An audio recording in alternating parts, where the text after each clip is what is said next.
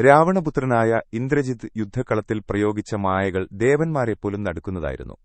സാക്ഷാൽ ഇന്ദ്രനെപ്പോലും പരാജയപ്പെടുത്തി ഇന്ദ്രജിത്ത് എന്ന പേര് നേടിയ ആ രാക്ഷസവീരൻ വായുവിൽ അപ്രത്യക്ഷനായി നിന്നാണ് ലക്ഷ്മണനെ നേരിട്ടത്. ആകാശത്തിന്റെ ഏതോ കോണിൽ ഒളിച്ചുനിന്ന് ഇന്ദ്രജിത്ത് അസ്ത്രങ്ങൾ തൊടുത്തുവിടുമ്പോൾ ശത്രു എവിടെയാണെന്ന് പോലും തിരിച്ചറിയാനാകാതെ ലക്ഷ്മണൻ ഒരു നിമിഷം പകച്ചുപോയി. പ്രപഞ്ചത്തെ മുഴുവൻ ഇരുട്ടിലാക്കാൻ ശേഷിയുള്ള ആ നിഗൂഢമായ മായായുദ്ധം രാമായണത്തിലെ ഏറ്റവും ഭയാനകമായ നിമിഷമായിരുന്നു. ഇന്ദ്രജിത്ത് നടത്തിയ ഏറ്റവും ക്രൂരമായ മായ സീതാദേവിയുടെ വധമായിരുന്നു. യുദ്ധക്കളത്തിൽ ഹനുമാന്റെയും ലക്ഷ്മണന്റെയും മുന്നിൽ വെച്ച് സീതയുടെ ഒരു മായാരൂപത്തെ ഇന്ദ്രജിത്ത് വെട്ടിവീഴ്ത്തി. തന്റെ മാതാവിനെപ്പോലെ കരുതിയ സീത കൊല്ലപ്പെട്ടത് കണ്ട് ലക്ഷ്മണൻ തളർന്നുപോയി. ലക്ഷ്മണന്റെ ആ മാനസിക തകർച്ചയെ മുതലെടുത്ത് ഇന്ദ്രജിത്ത് നാഗപാശമെന്ന മാരകായുധം പ്രയോഗിച്ചു.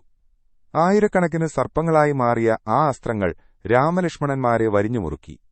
മരണത്തിന്റെ വക്കിൽ നിൽക്കുമ്പോഴും ആ മായയെ എങ്ങനെ നേരിടണമെന്ന് ആർക്കും അറിയില്ലായിരുന്നു.